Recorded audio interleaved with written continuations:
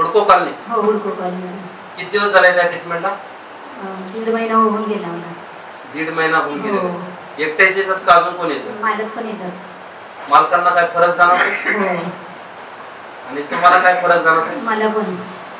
25 दिवस झाले म्हणजे तुम्ही? 1.5 महिना होऊन गेला. 1.5 महिना झालेले आई या ठिकाणी ट्रीटमेंटला येत आहेत आणि 1.5 महिन्यापासून ट्रीटमेंट करतायत. काहीतरी अनुभव असेल, स्वतःच्या शरीरामध्ये काहीतरी बदल झाला असेल आणि काहीतरी रिझल्ट लागला असेल, पण स्वतःचा अनुभव आपल्या आईबाबांपर्यंत आला पाहिजे. कारण आईबाबांनाही कळेल की भविष्यामध्ये असं झालं तर इमर्जन्सी मध्ये काय केलं पाहिजे. तर काय वाटतं तुम्हाला थेरपी घेतल्यानंतर काय चेंजेस वाटलं? चांगलं वाटतं. राहिलं पण दुखणं पण राहिले, गुडघे पण बरेच झाले. मला चालता येत नव्हतं, आता मी इथवर चालत होती थेरपीला रोज. चालता येत नव्हतं म्हणजे काय होतं? गुडघे दुखायचे ना, गुडघ्याला माझ्या गॅप आहे ना, तर ते गॅपने मला चालताच येत नव्हतं. घरातली घरात सुद्धा चालता येत नव्हतं. पण आता थेरपी घेतली त्याच्यामुळे मी इथवर येऊ शकते चालत. पायऱ्यावरनं चालताना काय अडचण? मी हाताला पायऱ्या ठेवायचे मग चालायचे. म्हणजे पायऱ्यावरती रांगत चालल्यागत चालायचे, कारण चालताच येत नव्हतं. गुडघ्यामध्ये गॅप असल्यामुळं एवढा त्रास व्हायचा की त्यांना चालवतच नसायचं. आता आपण सेकंड फ्लोअर वरती इथं 25 पायऱ्या आहेत आपल्याला. 25 पायऱ्या चढून आणण्याची ताकद फक्त लाईफ गेली त्यांना दिली.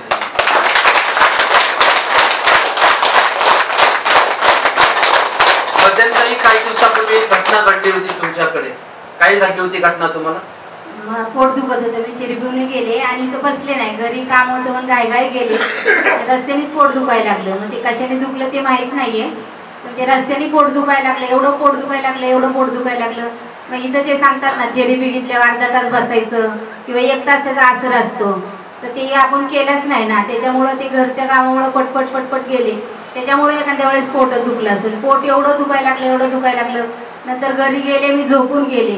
मला सरांनी सांगितलेलं आहे ना, 1 तास त्याचा आसर असतो. मग 1 तासाने बरं वाटलं. मग 1 तासाने मला एकदम चांगलं बरं वाटलं. मी जेवले आणि परत काम करायला लागले. नंतर परत संध्याकाळ झाली, काय जेवले बिवले आणि झोपले. सकाळी माझ्या पोटात दुखायला लागलं परत 5 वाजल्यापासून. तर म्हणलं आता तर काही थेरपी आपण केली नाही, कशाने दुखायला लागलं. म्हणून मग ते लई असं दुखायला लागलं की काय करावं ते सुचत नाही. कारण आजारी पडली तर मी लवकर दवाखान्यात जात नाही. आणि त्या दिवशी नाही म्हणलं मला आत्ताच्या आता दवाखान्यात 7 वाजले होते, 6:45 झाल्या होत्या. तर ते बोलले की दवाखाने उघडे नाही, आता कुठं जाणार आपण. तर नाही म्हणलं मला आता तुम्ही कुठल्याही दवाखान्यात न्या, पण तुम्ही दवाखान्यात न्या. मला काही दमच निघत नव्हता, घाम फुटला, एवढं सगळं भिजलं होतं घामाने. आणि नंतर गेलो आम्ही शरदामध्ये गेलो. असं त्या डॉक्टरनी तपासलं नाही, काही नाही, एवढं हात लावला नाही, काय नाही. फक्त पोटाला हात लावला आणि ती पोट असं कडक झालं दगडावानी झालं. तर ते बोलले नाही तुम्हाला आत्ताच वरती यायला लागेल आणि तुमचं ऑपरेशन करायला लागेल, तुमच्या आतड्याला पिळा पडलाय. तर म्हणलं नाही आम्ही काय ऑपरेशन करणार नाही. ऑपरेशन करणं म्हणजे काही आहे का? तर म्हणलं आम्ही नाही. तर तो सोडायलाच मागत नव्हता. नाही म्हणे तुमचं आतडं पिळा पडलाय, तुम्हाला दिवसभर खायला द्यायला नाही लागायचं, पाणी नाही लागायचं, त्याच्यामुळे तुम्हाला ऑपरेशन शिवाय पर्यायच नाहीये. तयारी केली होती सगळी त्यांनी? हो. काय केलं? नाही म्हणले आता तुम्हाला वर माणसं बोलवली होती. माणूस पण तयार करून ठेवला होता, फक्त तुमची झोपायची तयारी होती त्याच्यावर. आम्ही म्हणले नाही आम्हाला ऑपरेशन करायचंच नाही, कारण ऑपरेशन करणं काय तोंडाचं काम आहे का? तर म्हणलं नाही. तो म्हणला नाही तुम्हाला त्याशिवाय पर्यायच नाही, तुमचं हालत लई बेकार झाली, तुम्हाला आत्ताच वर यायला लागेल. तर म्हणलं आम्ही म्हणलं नाही तुम्ही आता तात्पुरतं इंजेक्शन द्या, तुम्ही लगेच कसं काय ऑपरेशनला सोनोग्राफी करायची, पहिले औषध द्यायचं मग तुम्ही बोलायचं ना. तर तुम्ही बोलले नाही, काय नाही, डायरेक्टच तुम्हाला कसं काय कळलं की आतड्याला तिडा पडलाय? नाही म्हणे तुमच्या पोटात दगड झालाय आणि ते आम्हाला कळतं म्हणे वरचीवर, तुम्हाला आत्ताच करायला लागेल, तुम्ही आत्ताच चला. आम्ही म्हणलं नाही आता तुम्ही इंजेक्शन गोळ्या देत असेल तर ते आणायचं, आम्ही घरी जातो. ते म्हणले नाही तुम्हाला पर्याय नाही दुसरा, असं बोलले ते. आणि मग आम्ही घाबरून गेलो ना ऑपरेशनला लगेच तयारी. तर म्हणलं नाही आम्हाला नाही करायचं, तुम्हाला त्याचं औषध गोळ्या द्या, इंजेक्शन द्या, नाही तर आम्ही चाललो म्हणलो. तर ते बोलले बघा तुम्हाला जर बरं वाटायचं असेल तर जा तुम्ही वरती, नाही तर मग घरी जावा, असे बोलले ते.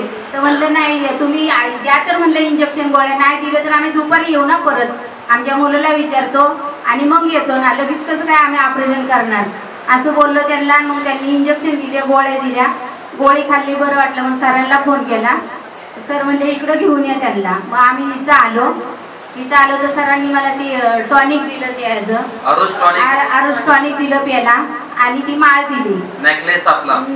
आणि मग ते म्हणले की काय नाही होणार तुम्हाला, तुम्ही अर्धा तास इथं बसा आणि अर्धा तासात ती फिरवा. आणि मग ती मी टॉनिक पेले आणि ती माळ फिरवत बसले अर्धा तास. तर एवढं दगडासारखं पोट झालं होतं की मी पण एवढी घाबरली होती की मी घरी गेल्यावर एवढी रडत होते. तर त्या माळाने अर्ध्या तासात ती पोळीसारखं झालं आणि मी एवढी आनंदात घरी गेले की माझं ऑपरेशन कळलं. मला एवढा आनंद झाला माझं पोळीसारखं झाल्यावर आणि इथून आनंदात घरी गेले. मग मला परत टॉनिक दिला 1 बाटली भरून, म्हणे दिवसभर प्या. आणि सरांनी मला माळ पण दिली घरी घालायला. 3-4 दिवस माझ्याकडे माळ होती. एवढा सरांचा विश्वास आहे की आपण दुकानात गेलं तर वाणी 1 रुपया राहत नाही, तर रुपया आणा आणि मग तुमची पुढे न्या. आणि सरांचा एवढा विश्वास आहे, एवढे मोलाची वस्तू आपल्याला त्यांनी 3-4 दिवस घरी वापरायला दिली. एखाद्याचा विश्वास नसता ते म्हणले असे माळ जर माझी घेऊन गेले तर काय करणार.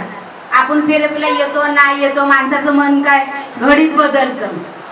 पण सरांचा आपल्यावर एवढा विश्वास आहे, एवढी अनमोल रत्न आपल्याला 4-5 दिवस वापरायला दिली. मी 4-5 दिवस वापरले आणि ते माझं ऑपरेशन टळलं. तर मी रोज येते, मी आनंदात येते, असं म्हणजे की विश्वास. आजूबाजूची लोक म्हणले नाही तुम्ही थेरपी बंद करा, तुम्हाला थेरपीनंच झालं, थेरपी करून आले मगच तुम्हाला ते तसं झालं, तुम्ही बंदच करा. मी म्हणलं नाही त्यांनी काय झालं नाही, आपलं उठता बसताना आडवा पाय पडतो, हे होतं. थेरपीला तर म्हणलं महिना जाते, मग महिन्यात का नाही झालं असं तर सुरुवातीला व्हायला पाहिजे ना. थेरपीने 2 दिवसात झालं पाहिजे, 3 दिवसात, 4 दिवसात, 1 महिन्याने कसं काय होईल म्हणलं थेरपीने. मग मी आता रोज येते, मी कुणाचं ऐकत नाही, काय नाही, बस म्हणतात ते सोडून दे, मी कुणाचंच ऐकत नाही. थेरपी एवढं चांगलं आहे की आपण दवाखान्यात गेलं तरी 2 तास बसतो आणि नुसता डॉक्टर हात लावतो, 2च वेळा हात लावतो की झालं, 1 इंजेक्शन दिलं की जावा घरी. गोळ्या खाल्ल्या की तेवढ्या पुरतं आपल्याला बरं वाटतं, नंतर गोळ्याचा असर संपला की आपण परत आजारी त्या काठावरच आहे. ते हे थेरपी केलं ना तर आपण कधीच आयुष्यात हे होत नाही. तर सरांचं एवढे आभार आहे की आमचे एवढे पैसे पण वाचले, मला जीवाला आनंद पण झाला की मला दुखापत नाही झाली. सरांचे आभार मानते.